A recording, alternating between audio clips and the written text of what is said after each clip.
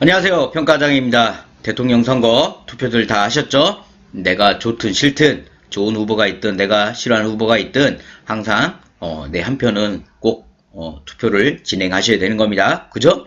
그래야 우리 국민이 무섭다는 것을 알게 되겠죠? 자, 오늘도 우리 요양원 평가 준비에 있어서 궁금한 것들에 대해서 속 시원히 답변 드리는 실전편 진행하도록 하겠습니다. 카페에 많은 질문들을 좀 많이 부탁을 드리고요. 질문을 많이 주시면 최대한 그 질문에 대한 답변을 영상으로 말씀을 드리도록 하겠습니다. 자, 오늘 첫 번째 질문 좀 볼게요. 자, 다음맘님이 질문을 주셨습니다. 통합적 사정에 대한 질문을 주셨는데, 통합적 사정에서 연 1회 이상 정기적으로 실시한다라는 문구에서 2020년 6월 26일에 통합적 사정을 실시하였다면 2021년 6월 26일 이전, 그죠? 25일까지 통합적 사정을 해야 된다고 알고 있는데, 이건 정확히 알고 계시는 거 맞으세요? 그죠? 공단에서 말하기는 날짜 상관없이 2021년 그 해에 하면 된다고 하는데, 큰일 날 소리를 공단에서 했나요? 공단에서 저거를 저렇게 하겠다면 공문으로 받아놓으세요. 아니면 녹음해 놓으시던가. 그렇다 하더라도 실제 평가 때는 감점 맞으시게 돼요. 그죠? 어느 것이 맞는지 정말 알 수가 없네요. 아니에요. 질문신 다음함님이 정확히 알고 계신 거고요. 공단에서 잘못 알려주고 있는 겁니다. 이거는. 왜냐면 평가 매뉴얼 자체에서 연 1회 이상이잖아요. 그럼 1년에 한 번 이상인데, 뭐 예를 들어서 2021년도에 1월부터 6월 26일 이전에 했다면 저 말이 맞겠죠. 공단에서 말한 게. 근데 그럼 저렇게 따지면 2021년 12월에도 된다는 얘기인 건가요? 아니잖아요. 그럼 연 1회가 안 되잖아요. 연 1년이 넘어가 버리잖아요. 그래서 저건 공단에서 잘못 알려주고 있는 겁니다. 다음마님이 알고 계신 것처럼 진행하셔야 되는 게 맞으세요. 자, 저희가 2020년 6월 26일에 사정을 해서 그 다음 해인 2021년 6월 26일에 같은 날 사정을 해왔기에 틀렸다고 말해 주었는데 그거는 틀리셨는데요. 자, 보세요.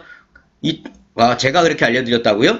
그런가요? 하 과장님 알려주세요. 소리 갑자기 멘붕이 옵니다. 자, 저희가 2020년 2월 26일에 사정을 하셨고 2021년 6월 26일에 했다면 1년이면 며칠이죠? 365일이죠. 근데 예를 들어 같은 날짜잖아요. 그러면 366일째 사정을 하신 거예요. 그러면 1년이 넘어섰네요. 그죠? 1년이 넘어섰잖아요.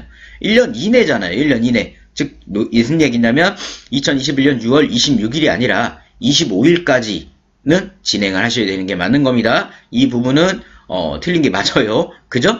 그 부분은 주의하셔야 됩니다. 날짜를 6자로 5자로 잠깐 살짝 위에 짝대기 넣어서 5자로라도 좀 바꿔주시는 게 좋으세요. 아셨죠? 통합적 사정이든 급여계획이든 제가 누누이 말씀드립니다. 내용도 중요하지만 내용보다 더 중요한 건 작성 날짜입니다. 작성 날짜가 일단 기준을 넘어가면 무조건 감점이기 때문에 이 부분은 주의하시는 게 맞으세요. 자, 질문 주신 다음맘님 감사드리는데 머리 좀 아프시겠습니다. 어쨌든 1년이 넘어섰어요. 주의하셔야 됩니다. 자, 다음 질문 보겠습니다. 우리 김 여사님 질문을 또 주셨습니다. 욕창관찰 기록대장 질문하셨는데요. 자, 저희 실버노트 간호파트에서 욕창관찰 기록대장에서 주 한 번씩 부위 크기, 길이, 백, 냄새, 처치, 방지도구 체크하기라고 하셨는데 욕창이 없으신 어르신들은 없음이 체크해야 될까요? 아니면 비워둬야 될까요? 없는 어르신들은 아예 비워두시면 되세요. 공란으로 해주시면 됩니다. 왜냐면 예를 들어 어르신 한 분에 대해서 기록을 하고 계시는 거잖아요. 근데 그 어르신이 욕창이 없는 어르신이라면 기록 안 하셔야 되는 거예요. 욕창이 있는 분에 대해서만 이 일주일에 한 번씩 욕창에 대한 관찰 기록을 하시는 거세요. 따라서 욕창이 없는 부분 같은 경우는 비워두셔도 상관없고 지금처럼 없다고 하셔도 상관없는 겁니다. 아셨죠? 자, 다음 질문 또 볼게요. 자, 나리꽃님이 질문을 하셨습니다. 자체 점검에 대해서 질문을 하셨는데요. 2월 8일에 평가를 받았는데 자체 점검을 했는데 사진을 찍고 엄청 힘들었어요. 평가자가 그 사진들을 안 봐요. 그냥 체크 확인만 하는데 그래서 화가 나신 것 같으세요. 나름 열심히 내가 준비했는데 그 사진을 안 봐요. 그죠? 자, 누누이 제가 말씀을 드렸어요. 평가에서는 예를 들어 평가 매뉴얼에서 1부터 10까지를 준비하라고 해요. 그래서 나는 1일부터 10까지 준비를 했어요. 근데 느닷없이 갑자기 평가관이 1부터 10이 아닌 11가지를 보기 시작을 해요. 그럼 어떻게 하실래요?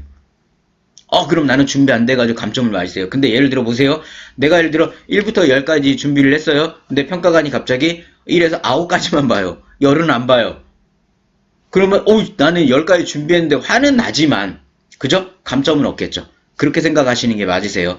지금 질문하신 거는 내가 볼 때는 제 말 듣고 그죠? 하과장 제 말을 듣고 열심히 사진을 준비해놨는데 이 평가가 사진을 안 봐가지고 나는 일을 더 많이 해서 저한테 나름 하소연을 하시는 것 같으신데요. 저는 누누이 말씀드리잖아요. 최악의 평가관 기준에 맞춰서 평가 준비를 하게 해요. 따라서 사진을 안 봤다면 다행이죠. 그러나 만약에 그거에 대한 증거 자료를 제출하라고 하라고 한다면, 거기서부터 평가에서 멘붕이 오게 되세요. 준비를 더 많이 하는 건 상관이 없습니다. 부족하게 하는 게 오히려 평가에서 문제가 됩니다. 우리 나리꼬님이 앞으로 많은 평가를 계속 하시게 될 거예요. 이쪽 업무에 종사를 하시게 된다면, 그죠? 그렇다 한다면, 지금처럼 예를 들어 평가에서 1부터 10까지 준비하라고 한다면, 11, 12 정도 준비하는 마음이 더 중요하세요. 그리고 또한, 평가관은 내가 얘기는 안 하지만 기관에서 준비한 내용을 이렇게 눈으로 확인을 합니다. 확인했을 때 여기 기관에서는 정말 자신있게 이런 것들도 준비를 했구나. 보진 않더라도 여기 기관이 어느 정도 준비를 좀 자체적으로 잘했구나라는 어떤 인식을 갖고 평가를 들어간다면 점수는 더 잘 나오세요. 따라서 조금 더 준비한다라는 건 결코 내 노력이 헛되지 않았다라는 말씀을 드리도록 하겠습니다. 저희 VIP원들은 더 많이 준비해요. 왜냐면 정말 최악의 평가관들 맡을 때 대비하기 위해서. 그러니까 그런 거 갖고 너무 서울해하지 마세요. 아셨죠? 준비는 잘 하신 거예요. 아셨죠? 감점은 없으셨잖아요. 감점이 없으면 되는 겁니다. 아셨죠? 자, 다음 질문 볼게요. 자, 우리 불상님이 질문하셨습니다. 불상님이 사례관리 질문하셨는데, 사례관리를 분기별 하나요? 반기별 하나요? 어르신 변화가 자주 있는 편인데 보통 어떻게 하나요? 공동생활가정, 즉 1인부터 9인까지는 공동생활가정은 반기에 한번 하시는 거세요. 6개월 한번 하시면 되는 거고, 10인부터 29인 미만까지, 즉 28인까지는 분기에 한번 하시는 거고요. 30인부터, 그죠? 30인부터 그 이상들은 매월 사례관리 하시게 되는 겁니다. 이거는 평가 매뉴얼에 있는 거고요. 확인하시면 되는 겁니다. 지금 여기서 어르신 변화가 자주 있다라는 부분은 생각을 해보셔야 되세요. 어르신 변화가 자주 있다고 해서 우리가 사례를 간다는 게 아니라, 사례관리는 어르신 상태가 정말 상황이 너무 안 좋아지거나 어르신 상태가 변화가 없거나 어떤 기준의 사례관리 진행하시는 거세요. 어떤 매월 매주 어르신 변화가 있다 해서 사례관리 진행하시는 게 아니면, 그러면 머리 터집니다. 그런 기준은 머릿속에 지우시고요.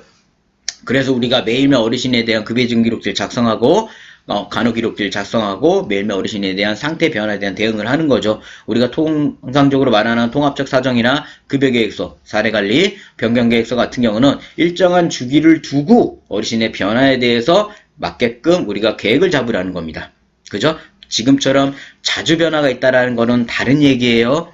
아셨죠? 자, 그럼 질문 주셔서 감사하고요. 다음 질문 보겠습니다.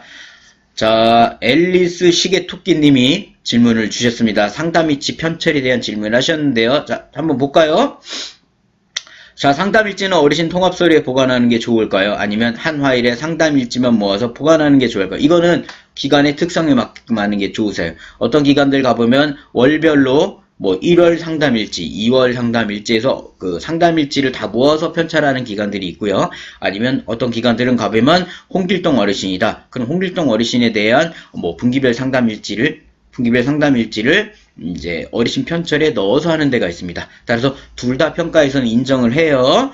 자, 평가 때 모든 어르신의 상담지를 다 보신다고 하니 어르신 각각의 통합 서류철에 있으면 어르신 서류철을 다 꺼내서 보여드려야 하잖아요. 그것보다는 상담일지 파일을 만들어서 어르신 상담일지에 딱 모아두면 좋을런지 어떻게 편찬하면 좋을까요? 자, 저는 분명히 두 개 다 맞다고 말씀을 드렸어요. 근데 지금 저한테 질문을 하신 거잖아요. 그죠? 저한테 질문하신 거라면 제가 응용편에서도 말씀을 드렸어요.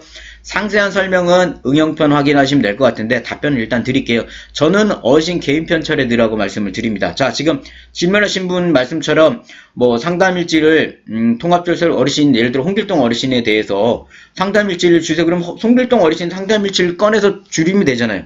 파일철 하나만 드리면 되죠. 근데 예를 들어 그게 아니라 월별 상담일지로 파일철되어 있다면 그 월별 상담일지 이만한 걸 다 꺼내서 홍길동 어르신 거에 대한 상담 내역들을 거기서 찾아가지고 하나씩 다 보여줘야 됩니다. 어느 게 편하시겠어요? 질문하신 분은 반대로 생각하신 것 같으세요. 그냥 상담일지 파일을 만들어서 어르신 상담일지만 딱 모아두면 좋지 않을까요? 근데 어르신 상담일지 전체 수급자에 대한 상담일지를 보는 게 아니잖아요. 우리가 어르신 정원수에 따라서 우리가 3명에 대한 어르신, 4명에 대한 어르신, 5명에 대한 어르신 것만 보잖아요.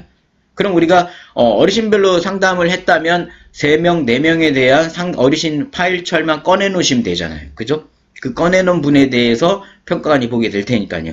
그래서 저는 상담일지에 대해서 개인 편철에 대한 편처를 저는 추천을 드립니다. 더 자세한 설명은 제가 저희 유튜브 응용편에 영상을 해놨기 때문에 영상을 또 참고하시면 되세요. 아셨죠? 자, 질문 주셔서 감사합니다. 자, 다음 질문 보겠습니다. 오늘도 하루살이, 제가 요새 하루살이 하는 것 같습니다. 자, 초보 사복에게는 어려운 사례관리. 초보뿐만 아니라 베테랑 분들도 사례관리는 어려워합니다. 그죠? 자, 입소자 30명인 요양사 사복입니다. 이제 막 초보 사복을 말랑말랑 벗어나고 있는 건데요. 자, 사례 가면 꼭 급여 반영해야만 평가를 점수를 받을 수 있잖아요. 그럼 통합적 사정은 없이 사례 관리에 따라 급여 변경을 한 사이로 후배자에게 다시 통보해야 하는 것인지요. 통보까지는 상관은 없습니다. 우리가 예를 들어 지금 말씀하시는 것처럼 처음에 통합적 사정을 진행하고 급여 계획을 잡았어요. 그래서 중간에 어르신에 대한 사례관리 진행해서 사례관리에 대한 변경을 하게 됐습니다. 그럼 변경계획서를 출력해가지고 기관에서 보관하셔도 되고, 또 그걸 우리는 좀 더 FM으로 하시겠다고 한다면 출력한 걸 보호자에게 통보를 하고, 당연히 보호자에게 안내를 해야 됩니다. 안내를 하고 그거에 대해서 전화 통화 내역을 갖고 계시든 또 서명부를 갖고 계시든 그렇게만 진행하시면 돼요. 자, 그러면 또 질문 볼게요. 그러면 저희는 1년에 2번 급여계획 평가를 하는데 이때도 급여를 변경하는 게 되는데 최소 1년에 한 번은 변경합니다. 사례관리 대상의 입소 어르신의 경우는 입소 시 통합사정 후 급여계획을 세우고 보호자에게 통보 한 번 하고, 2달 후 사례관리 통해서 급여계획하고 2번째 통보하고, 또 급여평가 6개월에 한번 결과평가 얘기하시는 것 같으세요? 결과평가 3번째 통보, 이렇게 3-4번 혹은 변경하는 게 맞는 건가요? 변경은 맞는데 평가에서는 6개월에 한번 결과평가에 따라서 통보하라는 건 없어요. 매뉴얼에서는.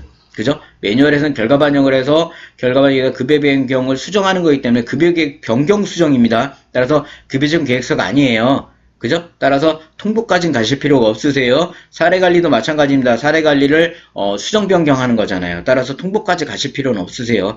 만약에 우리가 조금 더 FM 쪽으로 우리는 좀 더 많은 걸 할 거야 하신다면 지금 질문하신 분처럼 계획서를 잡을 때도 통보하고, 그죠? 그 다음에 사례관리를 해가지고 계획표를 새로 만들어가지고 통보하고 또 사인받고, 결과평가를 해서 우리가 계획 통보하고 사인받으셔도 돼요. 그러나 평가에서는 계획서에 처음에 잡은 계획서에 대해서만 보호자에게 보호자에게 통보하고 서명을 받게 돼 있어요. 나머지 중간에 하는 결과평가나 사례관리에 의한 변경 같은 경우는 우리가 보호자 사인을 받진 않게 돼 있어요.